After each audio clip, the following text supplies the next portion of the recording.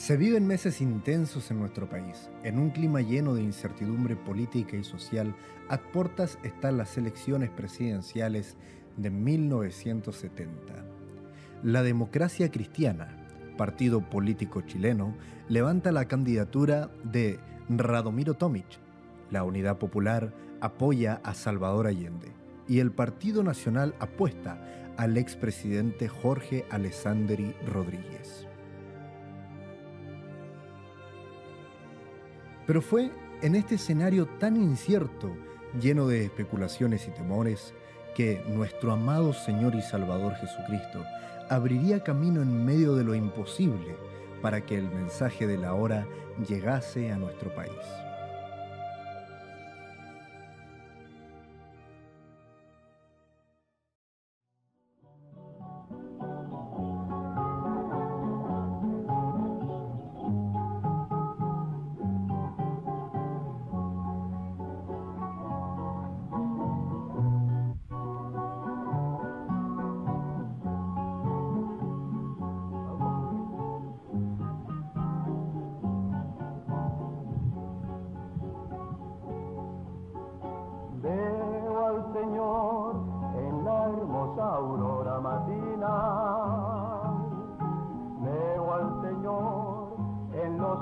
Matices de un atardecer, veo al Señor cuando el sol se coloca en su cenit, cuando el árbol se viste de verdor, cuando la flor se adorna de color.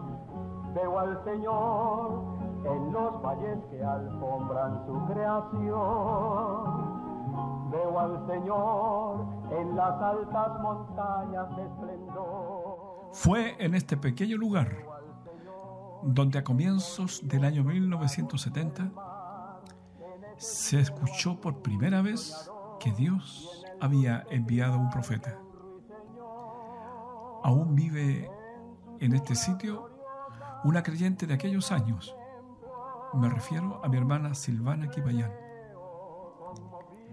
Han pasado casi 50 años desde aquel acontecimiento. Revela su amor en toda la creación. Yo veo a Dios.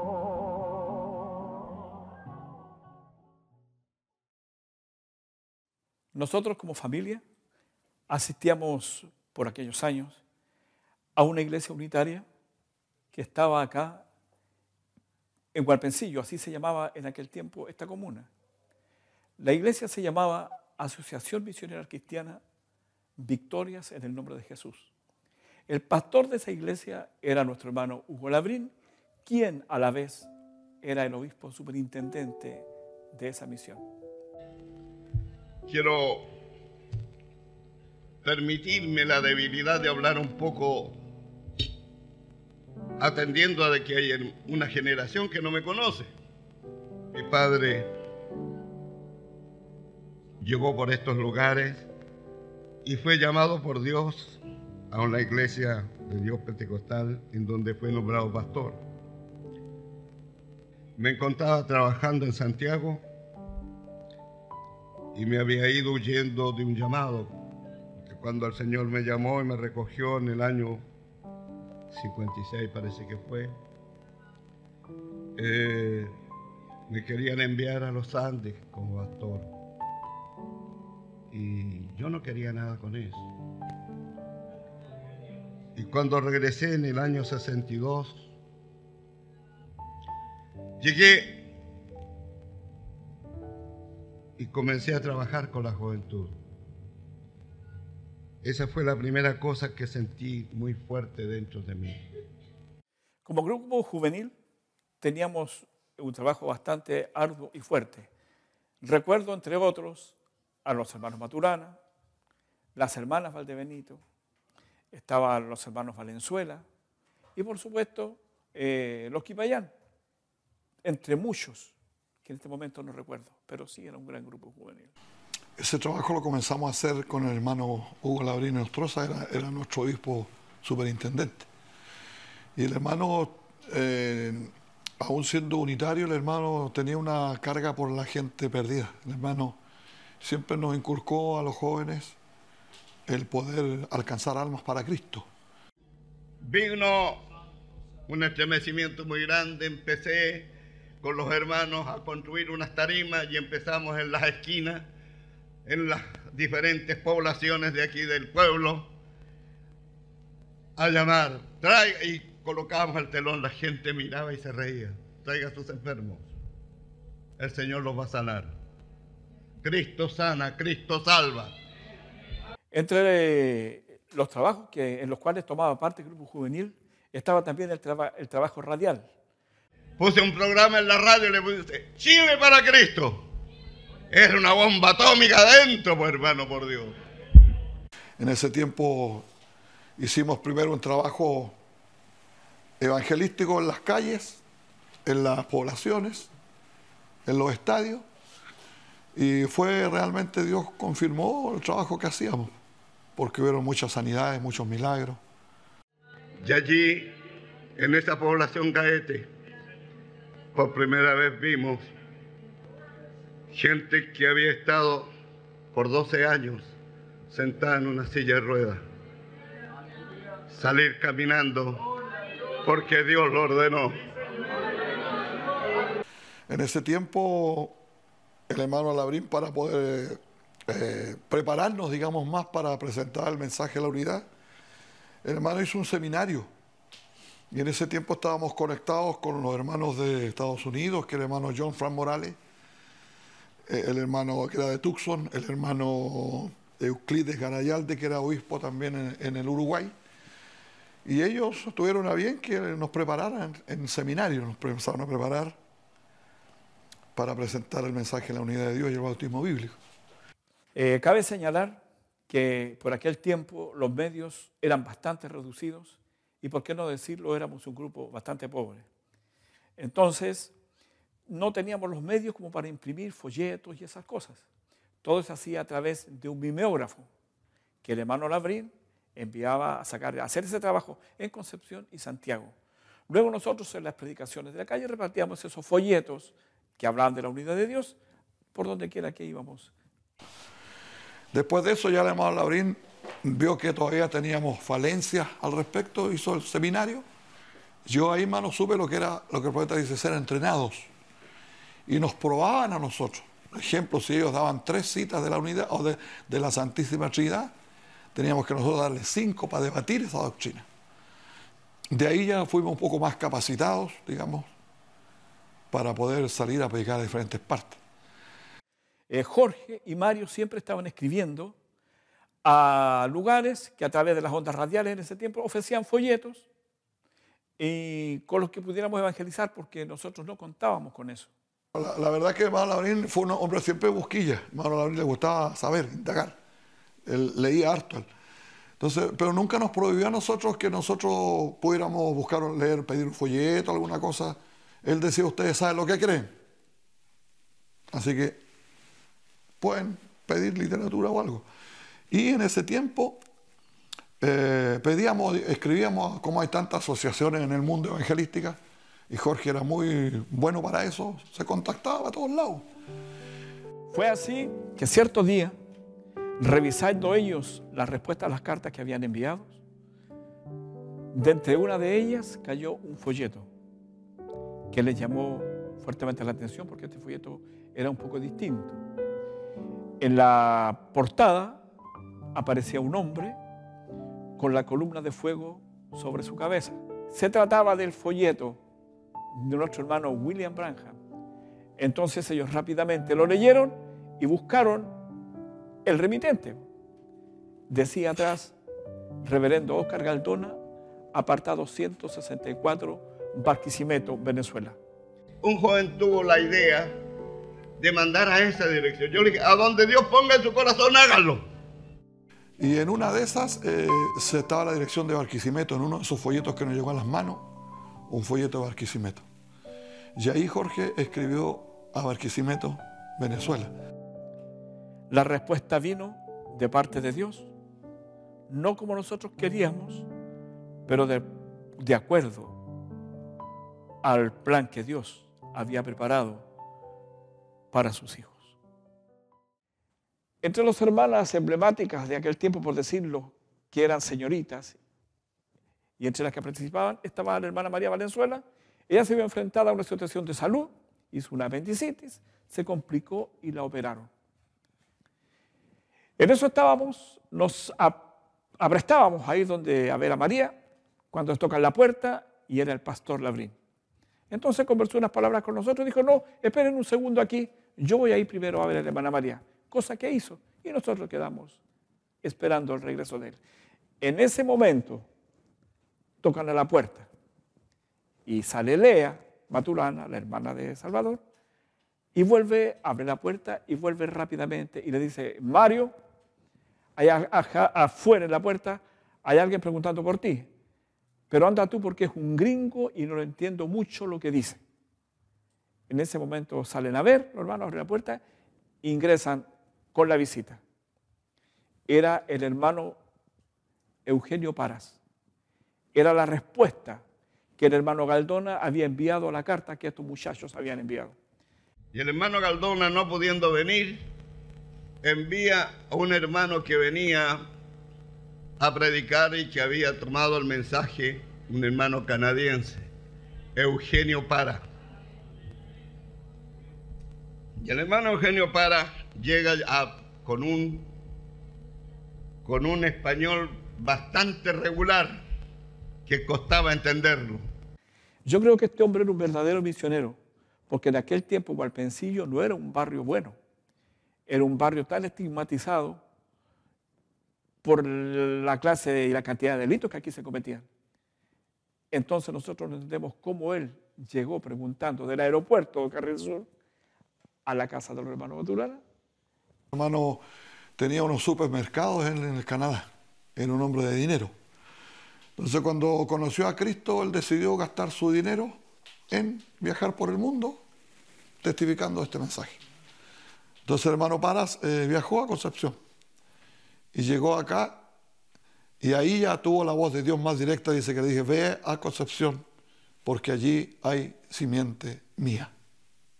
Textualmente, ve allí porque ahí hay simiente mía. Y eso al hermano lo animó a venir a Chile. Bueno, este hombre ingresó y comenzó a decirnos en su medio castellano que él era el misionero que venía por respuesta de la carta, y como no hablaba mucho, dijo, mire, mejor escuche. Así que como estábamos en el living, sobre la mesita de centro abrió una maleta, era una grabadora, de esas de carrete en ese tiempo. Y me impresionó porque el hermano abrió un maletín, un Saxolane. Yo pensé que iba a sacar la Biblia o algún folleto. Y lo que era un equipo de sonido. Y en esos años las cintas no estaban como en cassette, ni como ahora en memoria, sino eran rollos de cinta. Entonces vi que el hermano instaló su cinta, la encendió, y nunca me olvidaré, el título del mensaje era ¿quién es este Melquisedec? Mensaje predicado por nuestro profeta, ahora sabemos eso. Y estaba siendo predicado la traducción por el hermano Oscar Galdona de Barquisimeto, Venezuela. Escuché lo que habló y me sonó raro a mí.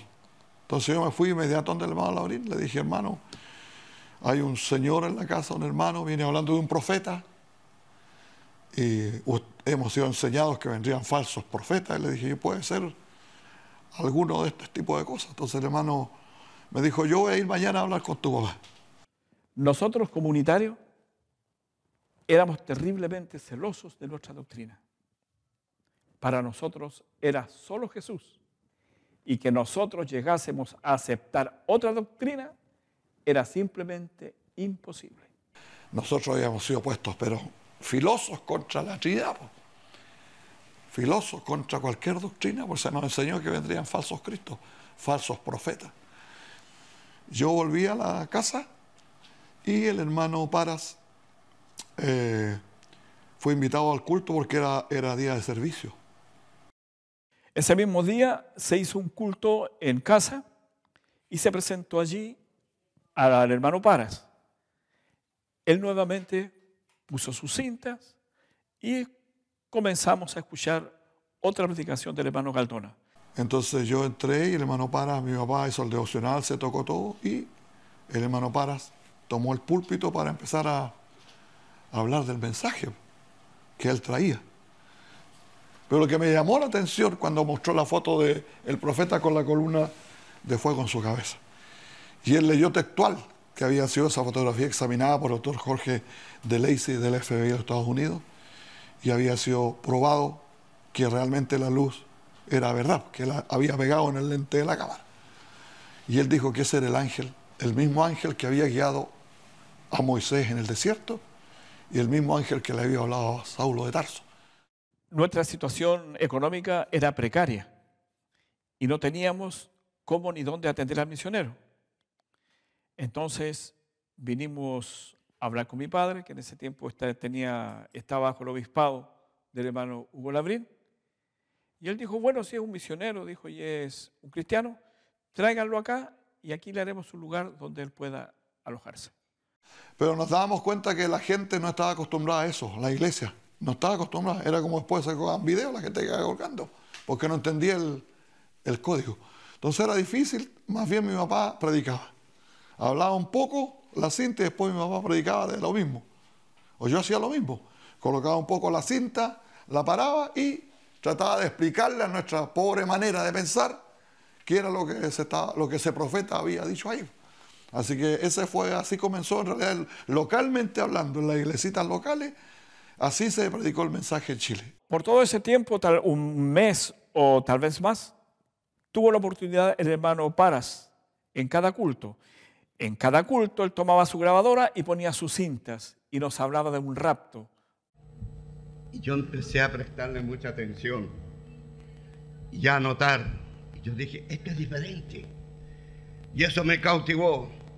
Cuando terminó el mensaje, terminó la reunión, empezó por ahí, escondidas de mí, a repartir algunos folletos. Y al último que le dio folletos fue al pastor. Y fue todavía porque lo atinqué, le dije, ¿qué es lo que le pasa a ustedes? Usted sabe cómo éramos de cosquillosos, hermano. ¿Ah? Entonces él me dijo, hermano, es que yo creí que usted... No, le digo, usted no crea nada. Yo necesito leer qué es lo que usted cree. Luego la congregación a todo esto ya comenzó a captar el mensaje y comenzó la congregación a sentir esta inquietud.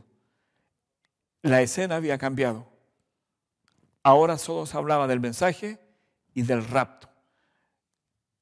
Las cintas y la predicación del hermano Paras, así en su castellano tan difícil, estaba rindiendo sus frutos. La congregación estaba captando la hora que estábamos viviendo. La elección presidencial de 1970 fue realizada un viernes 4 de septiembre. El porcentaje más alto de los votos lo obtuvo el candidato presidencial Salvador Allende, de la coalición de izquierda denominada Unidad Popular. Antes de la decisión del Congreso, la cual debería ser realizada el 24 de octubre, se produjo el secuestro y muerte del comandante en jefe del ejército, general René Schneider. El atentado produjo una gran conmoción pública. Aún así, el Congreso realizó sus votaciones y ratificó la elección de Salvador Allende como presidente de Chile por 153 votos sobre 35 de Alessandri. El Congreso Pleno proclama presidente de la República para el periodo comprendido entre el 3 de noviembre de 1970 y 3 de noviembre de 1976 al ciudadano Salvador Allende Gozo. Se levanta la sesión.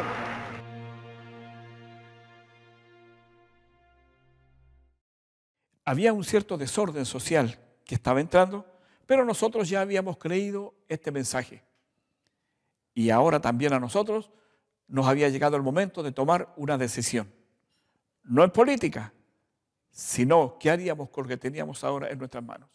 Y empezamos a estudiar el mensaje, nos íbamos al cerro con el hermano Valdebenito, y nos conseguíamos folletos por aquí, por allá, con los hermanos que sabíamos que habían recibido algo. Hasta que uno de estos cultos, el encargado preguntó, porque la iglesia ya captaba lo que era el mensaje, y había que tomar una decisión. Entonces él dijo, quiero ahora que tomemos esta decisión. Quiero que levanten la mano o se pongan en pie todos los hermanos que creen el mensaje y los que no, que vuelvan a congregarse a la iglesia unitaria. Pero en ese momento toda la iglesia se puso de pie y hubo un gran avivamiento. El hermano Paras saltaba y daba gloria a Dios. Muchos de nosotros no entendíamos cuál era la causa de su real avivamiento, pero él sabía lo que estaba sucediendo porque era un misionero. En ese momento habían nacido en Chile los primeros creyentes de este mensaje. La cosa es que uno de los jóvenes, que fue el que escribió a Venezuela, le mandaron un hombre enviado de Dios. ¿Se acuerda usted que al principio eran 2 tomos? Bueno, y se los mandaban a él, no a mí. Entonces yo llegué y me los robé. No se los entregué y me los llevé para la casa y me puse a leerlo. Ese fue el fin. Si yo tenía algún cosquilleo con el mensaje, allí se terminó todo. Me bastó conocer la vida del hermano Branham, leerla, y me encerré a llorar y yo dije, profetita de Dios, ¿cómo yo ignoraba que tú existías? Entonces, ¿qué hicimos cuando escuchamos esas cosas? El primero que rompió con su título y todo fue el pastor Labrín. El hermano dijo, yo no estoy ni ahí con la denominación, dijo, porque está de contrario. El profeta no está de acuerdo con eso y yo fui ordenado en la denominación, yo tengo una denominación, y el hermano rompió su título que él tenía, lo rompió y terminó con la asociación misionera en ese tiempo. Terminó con eso. Y cuando yo empecé a ver lo que el profeta hablaba en contra de la denominación, también hice lo mismo. Tomé mi diploma, lo partí y lo quemé. Terminamos con todo eso. Pues cuando empecé a predicar, el obispo me llamó y me dijo, ¿qué está haciendo usted? Yo le dije, predicando lo que la Biblia dice. Entonces cuando él me puso en aprieto, yo le dije, bueno, nos vamos a ir. Y le agradecemos mucho, lo abrazamos y nos fuimos. Fue un tiempo de decisiones y al final nos quedamos sin nada. El puro predicadorcito y los folletos y predicando el mensaje del profeta. Y en precarias condiciones en todo lo demás. Porque estábamos en el ABC del mensaje nada más. Y fue así como comenzaron a llegar varios hermanos desde Venezuela. Entre ellos el hermano José Antonio Prado con sus canciones. El hermano Miguel Bermúdez.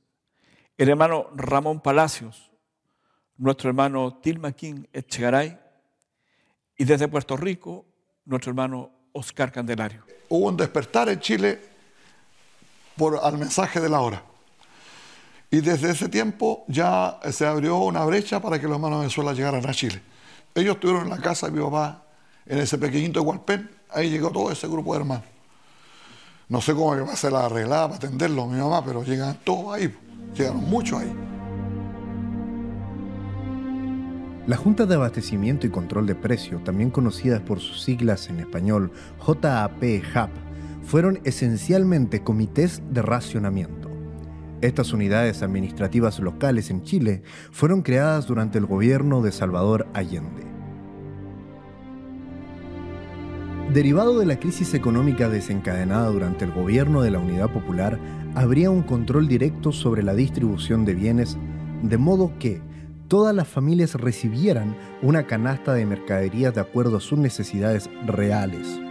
Para este fin, la agencia establecerá una cuota de mercaderías por familia, como aceite, azúcar, arroz, café, carne, hasta un total de 30 productos que se distribuirán por la JAP. La JAP definirá entonces y llevará un registro de los requerimientos reales por cada familia. Estaba todo totalmente controlado, o sea, uno no podía comprar pan ni tener alimentos gratis como hay ahora en cualquier supermercado, todo estaba controlado. la comida, el alimento, los detergentes, el mercado negro, había tomado control del país. Prácticamente era un momento caótico en lo económico. Pero en ese mismo tiempo, la gracia de Dios llegó con el mensaje. Entonces fue un momento difícil, muy complejo en lo económico para el país, en lo político para el país, pero Dios de todas maneras se abrió camino en ese tiempo muy difícil, de mucha oscuridad, digamos, religiosa y política y de todo, pero nos trajo una tremenda luz, que fue este mensaje de la hora. Cuando todos queríamos saber más sobre el profeta, y supimos entonces que había una película a través de la cual se mostraban los milagros y maravillas que Dios había hecho a través del hermano Branham. Entonces el hermano Oscar Galdona envió esas películas. Me acuerdo que había unos carretes grandes en unas cajas metálicas y llegaron las películas. Ahora estábamos tan contentos, pero el problema era cómo las veríamos si nosotros no teníamos proyector. Y aquí no existía eso, o sea, tampoco la iglesia no teníamos ni el hermano Labrín para abajo, ninguna iglesia estaba en capacidad económica para poder comprar esas cosas. Eran novedad para nosotros esas cosas. Entonces teníamos la película que había llegado de Venezuela y la gran necesidad y el hambre que teníamos nosotros era de verla, de ver al profeta en su ministerio, y algo había que hacer. Hasta que alguien dijo, pero ¿saben que en la parroquia el cura tiene una proyectora? ¿Y qué pasa si vamos a hablar con él y se la pedimos? Se hizo la gestión, se vino a pedir la proyectora. Entonces, no prestaron la proyectora, pero dijeron que sí, podían ir ellos y proyectarnos la película. ¿Ellos mismos? Ellos, sí. Cosa que se hizo. Así que el día señalado la iglesia estaba repleta y creímos que no iban a ir porque pasaron algunos minutos y no llegaban, pues. Así que ahí estábamos en expectativa. Pero de pronto estacionó afuera una utilitaria, una furgoneta. Bajó, me acuerdo, una monja y un muchacho.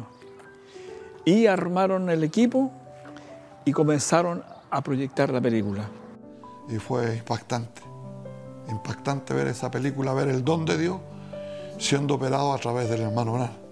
Fue algo que realmente nos impresionó y los creyentes se aferraron con diente y muela, como dice ese mensaje, porque ya no estábamos oyendo lo que nosotros predicábamos o leíamos a la iglesia, que lo más era leer textualmente el folleto, lo vieron en vivo, o sea, en la película, y eso mucha gente quedaba en el altar, se quedaban orando, dando gracias a Dios.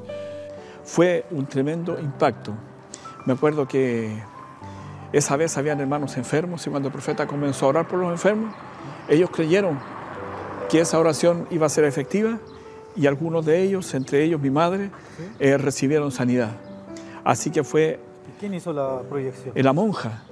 En ese momento nosotros no dimensionábamos lo que estaba pasando. Pero ahora al hacer una retrospectiva, al hacer eso, nos damos cuenta que era un precedente, que la Iglesia Católica fue el instrumento que Dios usó para que por primera vez en Chile se proyectara la película del profeta. Pequeña amada, si el Señor Jesús estuviera aquí, Él pondría sus manos sobre ti y la muerte te dejaría y vivirías. ¿Crees que soy su siervo? Entonces en su lugar pongo mis manos sobre esta niña y la bendigo y ordeno que el demonio deje la niña y que la vida venga a ella y que viva y sea sana. Satanás, sal de esta niña por la autoridad de la Biblia de Dios y con un don divino administrado por un ángel. Te conjuro que dejes la niña, sal de ella. ¿Tú crees que vas a estar mejor? Dios te bendiga. Da la vuelta y saluda a la audiencia. Dios bendiga a esta niña con tremenda fe. Pero el fuerte en sí del mensaje lo estaba en las manos de los hermanos de Venezuela. Ellos siempre estaban respaldando, ya sea el hermano Bermúdez, el hermano Palacio, el hermano Muñoz, Tilmaquín, apoyaban al hermano Galdona en todo esto.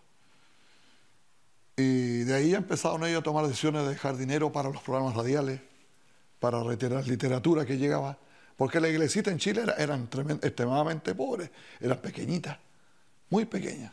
Entonces ellos compartieron con Chile, con los ministros de acá, lo que pudieron para que la obra siguiese aquí en Chile avanzando. Y ahí empezamos con los programas radiales. Bien, mira, aquí estamos en pleno centro de Concepción. Cuando el hermano Caldona mandó en los programas radiales, Sí. salieron bajo el título Voz de Aclamación. Y predicaba en ellos el hermano Oscar Candelario, de Puerto Rico. Entonces comenzó a buscarse una radioemisora que tuviera un buen alcance y se llegó a este lugar. Aquí es calle Barros Arana y en el tercer piso de este edificio estaba Radio Interamericana. Ah, ahí está todavía la antena. Claro, sí todavía queda, creo que la trasladaron. Radio Interamericana de Concepción. El programa era media hora. Se daba prioridad al mensaje. Así que comenzaba la característica, un himno y el mensaje. Al final del mensaje se daba entonces la dirección de la iglesia y la casilla postal, que era la 1237, que se había arrendado aquí a media cuadra en el Correo de Concepción. Vamos a ver si podemos ingresar, porque como te decía, Radio Interamericana ya no está acá. Ah, no. Se cambió. Pero acá estaba y por acá nosotros entrábamos. Entonces, medio nostálgico volver a abrir esta puerta después de tantos años. En ese tiempo yo me fui a la Radio Interamericana de Concepción, porque era una de las radios de más prestigio que había en la 8ª región.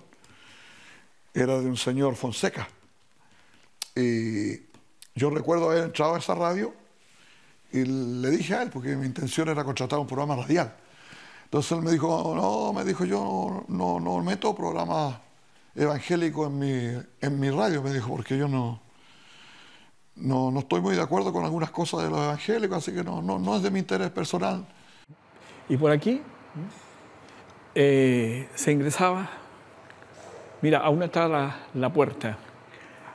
Sí, claro. Y tocábamos el timbre que estaba aquí. Oh, mira, todavía está aquí. Ahí está el registro. Sí, todavía queda Radio Interamericana. ¿Verdad? ¿Viste? Dije, pero ¿cuánto cobraría usted si me diera un espacio? Y me puso un precio súper alto, en moneda chilena. Yo le dije, no, ni un problema, yo puedo contratarle el programa. Y yo le dije, ¿lo quiere en moneda nacional o lo quiere en moneda extranjera? ¿Qué? ¿Qué me dijo? ¿Dijiste moneda extranjera? Sí. ¿Qué moneda? Dólares, pues. Adelante, me dijo, pasa, siéntate. En el mejor sillón que tenía. Me senté y me contraté en los programas radiales en dólares en la Radio Interamericana. La hora de la revelación.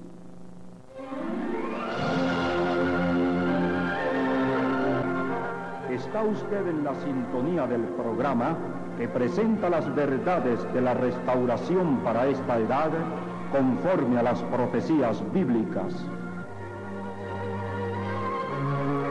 Esta restauración ha sido traída a la luz por el profeta de la edad, según la profecía de Malaquías 4:5. Y ahí, hermano, el mensaje estuvo más de un año en la Radio Interamericana. Y mucha gente oyó de este mensaje. Siempre me recuerdo haber contestado cartas que llegaban por el programa y una familia Aguilar, que era de San Pedro, y me recuerdo haber firmado y decían, doy gracias a mi precioso hermano Branham, a nuestro precioso profeta, por este mensaje. Y nunca pudimos contactarnos con esa familia, porque era mucha la literatura que llegaba, hermano. Perdón, cartas que llegaban. Cartas, preguntas, respuestas. Ahí en ese tiempo, mi papá y yo contestando, respondiendo, pero hubo gente que sí creyó el mensaje por la radio. No muchas, pero sí tuvimos hartos programas radiales. Y yo me recuerdo que al Correo de Concepción, por ejemplo, hermano, no allá a la hora que nosotros retirábamos, porque eran camionetadas de literatura. Rollo de fotografías de las nubes con el profeta, de las cantidades de sellos, edades, toda la colección de la palabra hablada. Cualquier cantidad de literatura, hermano, eran camionetas que sacábamos nosotros de literatura. Y esas las llevábamos todas a Hualpén. Y de ahí empezábamos a repartir a diferentes partes donde íbamos y predicábamos este mensaje, dejábamos cantidad de literatura que la gente las viera. Muchos votaban la literatura porque no entendían nada. Eran enemigos de leer, ellos querían solamente leer la Biblia. No querían nada con algo que fuera aparte de la Biblia. Y así fue, pues, mucha gente, llegaban muchas cartas, las sacábamos en cajas y ellos no hallaban la hora. Cuando llegaba literatura, por fin llegaron, decían ahí tienen un montón de cuestiones, porque las cajas eran pesadas, por mano.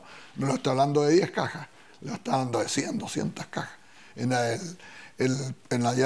Por la Marina, cantidades, me acuerdo, llegó, pero miles de cajas, cientos de las edades de la iglesia. Los hermanos mandaban por cantidades literatura a Chile, desde Venezuela. Fue en el año 72 cuando recibimos la visita del hermano Oscar Galdona. Eso para nosotros fue un acontecimiento extraordinario, porque llevábamos tanto tiempo escuchando sus predicaciones, sus traducciones, y todos estábamos impresionados por la forma y por la vehemencia con la cual él predicaba el mensaje. Y tenerlo ahora acá presente fue simplemente extraordinario. En el sindicato CAP se arrendó en Talcahuano y ahí predicó el hermano Galdona. Nosotros quedamos impresionados los chilenos por el tremendo don de sabiduría que había en el hermano Galdona. Porque con una maestría que él exponía el mensaje, hermano, tanto la escritura como con testimonios reales, de habiendo él conocido personalmente también al profeta. Entonces para nosotros era un testigo vivo de lo que predicaba. O sea, él no decía, yo he oído, yo vi, yo estuve allí. Entonces eso para uno es impactante, porque nos están contando de una historia. Él te está hablando de una realidad que él vivió. El don que estaba en él, hermano, era como predicador, era un predicador para mí extraordinario. Una maestría para predicar el mensaje, hermano, que solo Dios puede darle a un hombre. Creo que es el momento, y no podríamos de agradecer a todos estos hermanos que dieron tanto de lo suyo, de su tiempo, que dejaron tal vez a sus familias por tanto tiempo solas, por venir a estar con nosotros. Una cosa que había en ellos, mucha humildad. A pesar de que ellos eran superiores en economía y en todo, en conocimiento del mensaje, yo no puedo decir que alguna vez un hermano de Venezuela haya visto yo que se haya tratado de subir más alto que nosotros. Ellos eran muy humildes. Siempre sabían ganarse en el contexto y sabían ambientarse a lo que estaba sucediendo, a lo que estaba pasando. Hermanos eran muy humildes, hermanos, que fue una de las cosas que aprendí de ellos yo también. La humildad que había en los hermanos para predicarnos el mensaje. Fue después de algún tiempo que los hermanos de Venezuela regresaron a su país, dejándonos bien abastecidos con material impreso, como folletos, cintas y grabaciones con las predicaciones del profeta de la edad, nuestro hermano William Marion Branham. Como había en abundancia la literatura y la gente pedía literatura, así que empezamos a través de la respondiendo cartas, a los correos se llevaban estos envíos, estos paquetes, y también hacíamos el trabajo en la iglesia y dándole a la gente para que repartiera folletos a sus vecinos, a la gente, a alguien se interesaba. Lo primero que hacíamos era hablarle un poquito, ahí tiene informes. Así que se regaló mucha literatura mano a mano también. Algunos de los hermanos que nos ayudaron en el principio, con el pasar de los años tomaron diferentes caminos, razón por la cual no volvimos a vernos. Nosotros les recordamos con todo nuestro agradecimiento por todo el trabajo que ellos hicieron en un principio. Tengo entendido que el hermano Hugo Labrín tuvo un sentir en su corazón y fue el llevar el mensaje a través de todo Chile, contratando programas radiales en varias ciudades, entre las cuales también consideró Santiago, creyendo que si había simiente predestinada, respondería a este llamamiento. Los programas radiales impactaron en la 8ª región. Después tuvimos programas nosotros en Curicó, en Talca, hubieron programas en Santiago. Contratamos hartas radioemisoras. Al llegar el mensaje de la hora, mi hermano Mario se encontraba pastoreando una iglesia unitaria en la localidad de Los Álamos y un pequeño grupo en una pequeña localidad llamada Sara de Leu. Luego él llevó el mensaje a los creyentes de ese lugar y luego se trasladó al lugar de Tres Pinos, donde aún continúa pastoreando. Perdido y de esperanza no sabía, perdidos cada día eran mis pasos, perdido yo me vi, decía esa canción, el día que escuché este mensaje. Oh, oh. Ciego no veía dónde estaba, ciego ni sabía de mi triste condición. Yo ciego fui, decía la canción, el día que escuché la voz del ángel. Oh. Un día el Padre vino, hizo un puente para mí, en la oscuridad, sublime gracia, revelación, mi camino alumbró. Un día mi corazón, voz de aclamación, escuchó. Un día el Padre vino, hizo un puente para mí, en la oscuridad, sublime gracia, revelación, mi camino alumbró. Un día mi corazón, voz de aclamación, escuchó.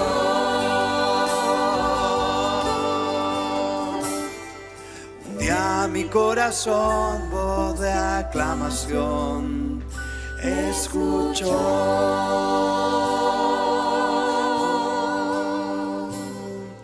Un día mi corazón, la aclamación, escuchó.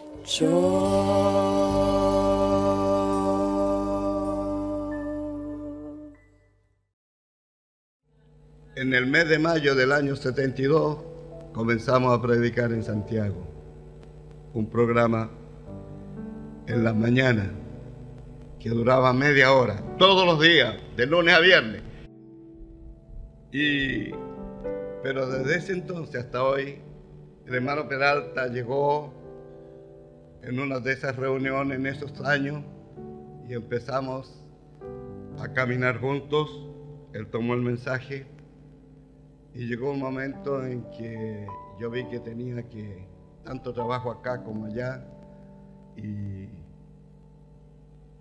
oramos al Señor, y después de orar mucho al Señor, tanto en Santiago como aquí, le pedimos al Señor que confirmara su buena palabra, porque en Santiago ya eran bastantes hermanos y necesitaban un pastor. Y así fue cómo emergió el ministerio, y quería llegar hasta ese borde, cómo emergió el ministerio del hermano Pedro Peralta, que fue el primer pastor también en este mensaje que llamamos al ministerio. Después vinieron otros, pero él fue el primero.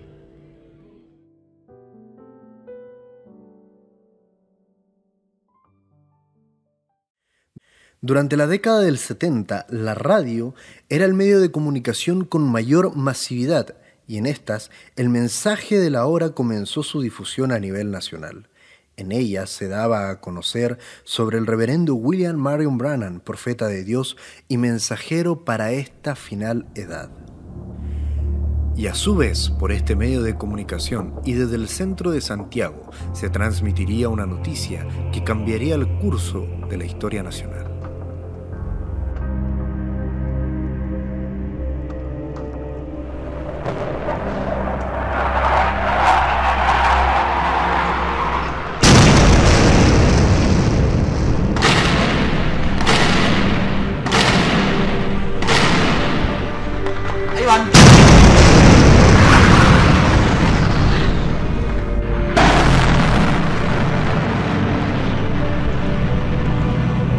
Los aviones siguen atacando al Palacio de la Moneda.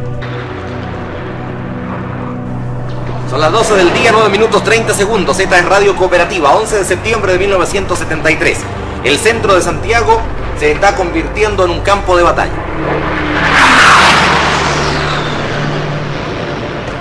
Abandonamos momentáneamente nuestro puesto de observación por haberse constituido por el momento en una fuente de peligro, ya que hubo incluso conato de disparar hacia este puesto, por supuesto por no reconocer la labor periodística que estamos haciendo a la distancia.